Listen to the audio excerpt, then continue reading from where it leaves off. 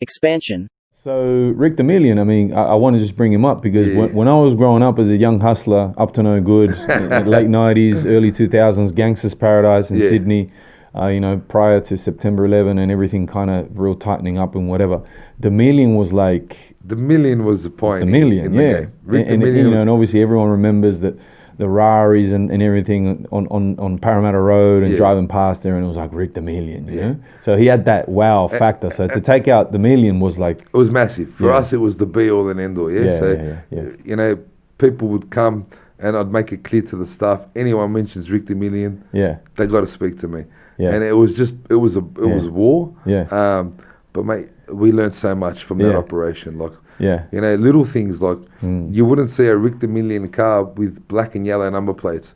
Every single Rick Damelian car that went through his operation, didn't matter Yeah. what brand, had to have black and white plates. yeah. So mate, we'd sit there, we'd study what they were doing, and we'd course. learn from him. Of course. But yeah, Rick Damelian was something else. Damelian, another Uruguayan brother. 100%. Did very well. He was also 100%. very flamboyant. Very. There were lots of, I remember hearing lots of stories. Even when I was away, I was running into a lot of people who used to say, oh yeah, man, I used to do some things for Damelian. I was like, oh, okay, cool. And I'll tell you a funny story about Damelian. So he's from Uruguay. He's actually from the same area that my mama's from, Buceo, in Montevideo, which is the capital city. And she remembers Rick Damelian with a couple of like rust bucket like Mercs, I think she mentioned to me, but and he was like selling them or whatever. But that's the only sort of memory she has of the man. So and I think he's definitely, without knowing the story completely, I think he's one of those, kind of come up from the bottom 100%. and a lot of color and a lot of things along the way too. Yeah, and he was like wasn't he the largest independent car retailer at one point or something like that? 100%. Standalone. Yeah. Standalone.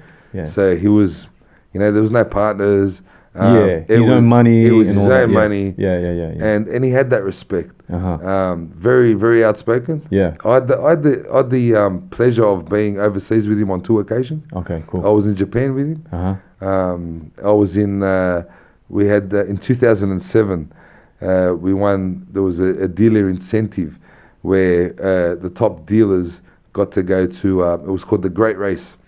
So we got to go to London. Wow. We went to the Goodwood Revival, all right, Okay. which is like one of the most historic car meets you could ever go to. It was like the Melbourne Cup of car meets. And I just remember putting on my 3-piece suit and having the pocket square and knowing that I was dining with Rick Damelian that day. And mate, he was A character. He rocks up and Yeah. You And know- he's passed away, right? yeah, he passed away just recently, which Yeah, is yeah. very, very sad. Like there was no send off and Nah, because it all ended quite tragically for Yeah. him, right? Yeah. At least for what we hear about, it was a bit of a collapse, no? Yeah. Because one moment he was there, and one moment all the yards are empty, and yeah. I remember.